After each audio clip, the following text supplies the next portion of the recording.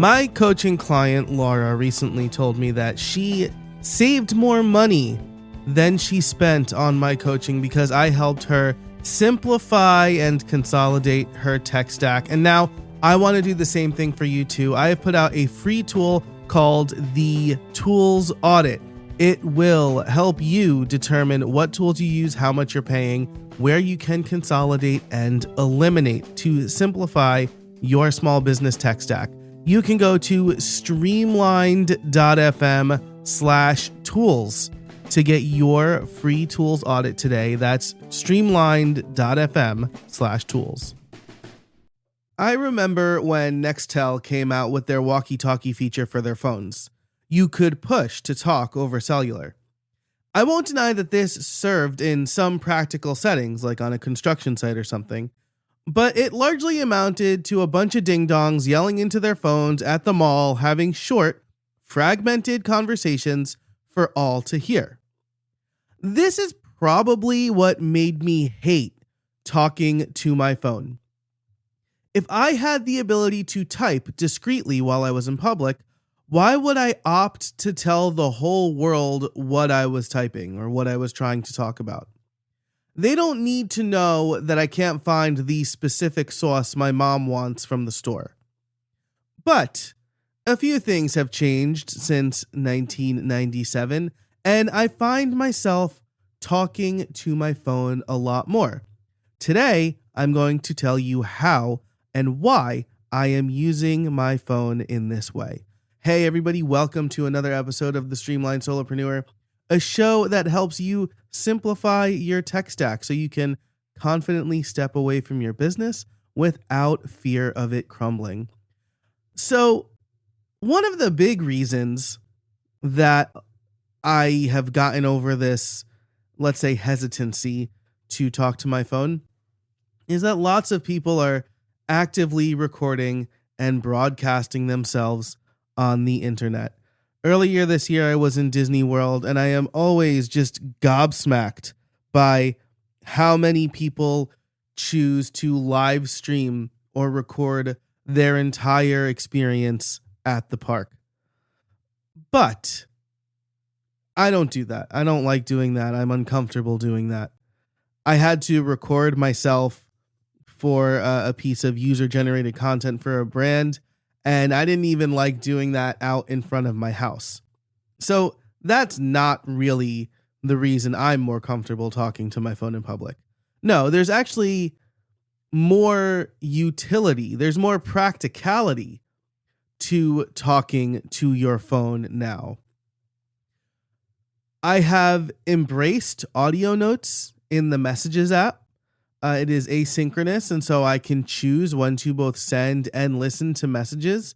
This is, again, 30 years on from when Nextel's walkie-talkie feature came out. It is more likely that I'm talking to people in other time zones and with different schedules. And so the async ability to still speak with a voice is very appealing to me. I can, again, choose to send and listen to messages on my own schedule. Headphones are also a thing now. So you can, at the very least, you're not broadcasting both sides of a conversation. And so you're not, putting somebody else's privacy at risk, but you can also find a quiet place and talk more quietly. But of course, the biggest change and the most practical change for me has been the ability to talk through my thoughts to a little robot on my phone that is transcribing and processing what I'm saying. This has made me far more productive because it means that I can process thoughts away from my desk. I don't lose ideas or forget tasks. When I get inspired or think of a solution, I can capture the entire context. Heck, when I need to change context, I can talk to my phone as I'm changing that context. And I'll get to that one in a minute, though. Longtime listeners will know exactly what I'm talking about here. One of the most impactful things my computer science teachers did was think out loud through problems in class. It's very, very likely that my teachers had solved those exact problems for many years. But whether they consciously knew it or not, they knew how important it was to talk through problems, even if it's just with yourself. And so as Dr. McCloskey stood up there talking through some classic computer science problem like the Dutch national flag problem, it was very instructive to us because we saw how he was solving the problem, and it helped him think more thoroughly through it. This is where the whole notion of rubber ducking comes from, which, if you're not familiar with the term rubber ducking, it's the idea that programmers specifically, which is weird, I really thought this was more of a universal term, but programmers specifically would get a rubber duck to sit on their desk, and then they would just talk to the rubber duck. They would get to a problem that they were having trouble solving, and they would crunch through it by thinking out loud, talking to the rubber duck on their desk. And this, my friends, is why I've really come to love talking to my phone. It allows me to capture ideas in full when I think of them. It allows me to think through complex problems no matter where I am, so I don't lose my train of thought. And then it allows me to send all of that information wherever I want. It could be Obsidian, it could be Todoist, it could be my email, all for me to review later when I'm actually at my desk. I can and have written tomes on how I think AI is making us lose our critical thinking skills. By letting it do stuff for us, we lose the skill to do that stuff. Critical thinking is not like riding a bike, but talking to our phone in this way, well, that's one way where AI can help us preserve our critical thinking skills. This is the exact thing that we talked about a few weeks ago when I interviewed Christian Ulstrup about feeding a bunch of data to your phone or to an AI, and then having it come up with 3 deep, meaningful, unique questions for then you to answer by talking into your phone. So let me tell you 2 apps I love that are perfect for this. The first is Whisper Memos. It is an iOS app, and you can push a button on your phone or your watch, talk into it, and then it will give you the entire transcript. It'll email it to you. I also have an automation set up to send it to Obsidian, which is my kind of second brain personal knowledge management app. But it also has 2 really great features. One is it will create different summaries based on different prompts or templates. And so I have one for journal entry. I have another one for to-do list. I have another one for spoken article. And so I can apply any of these summaries to the same transcript and get different output.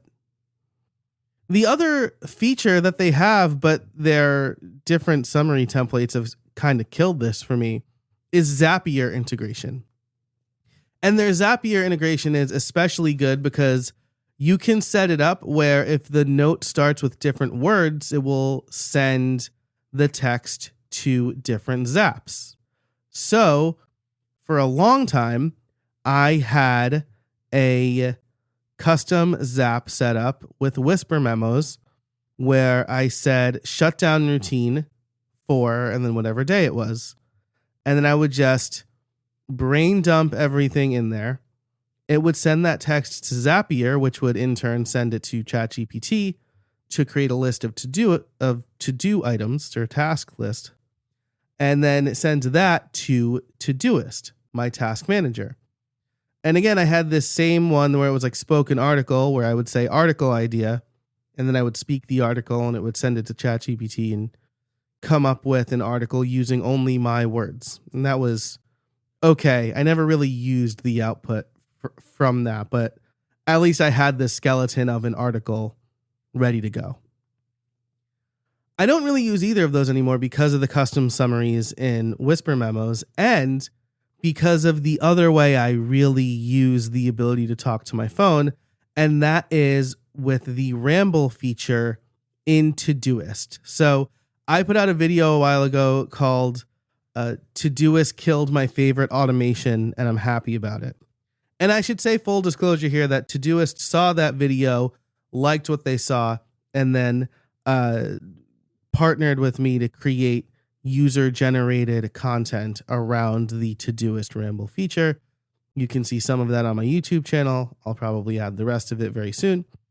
So just full disclosure there, but they reached out to me because of the content I was already creating. And so the great thing about the Ramble feature in Todoist is I push a button on my home screen. They have like a lock screen widget that I can use with my iPhone.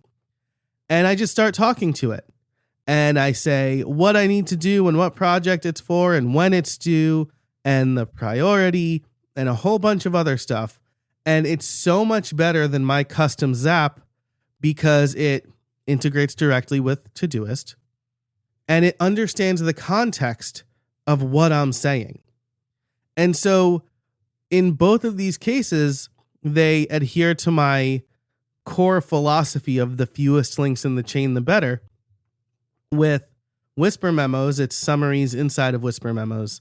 And with Todoist, it's the Ramble feature inside of Todoist to create a task list just from me rambling, me brain dumping. It does a really, really good job, which means that if I run out of OpenAI credits or Zapier goes down or something like that, I don't have to worry about losing very crucial text, right? Those things help me switch context, help me capture what I'm thinking about in the moment so that I can iterate on it later.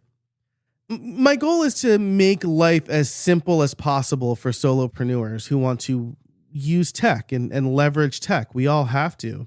And talking to your phone in a reliable way that gives you a full transcript and the full context could not be a simpler way to do things.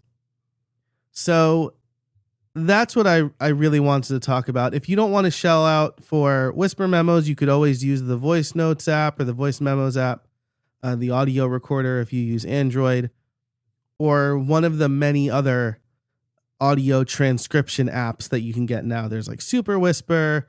There's another one from the makers of Mac Whisper, which I'm escaping. The name is escaping me, but I love Whisper Memos. Of all the ones I've tried, it's best in class.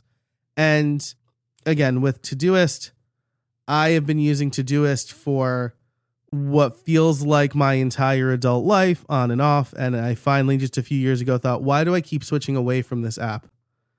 I finally switched back to it. I'm going to stick with it. And Ramble is definitely a feature that will keep me using it. So that's it for this episode. Let me know what you think. Do you talk to your phone? How and why and when? What tools or apps are you using? Let me know over at streamlinedfeedback.com.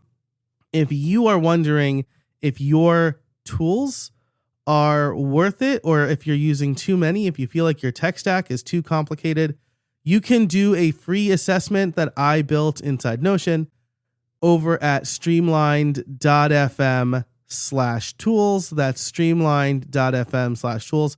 I will have all of that as well as the apps I mentioned in the show notes for this episode. You can find this in every episode over at streamlined.fm. Thanks so much for listening, and until next time, I hope you find some space in your week.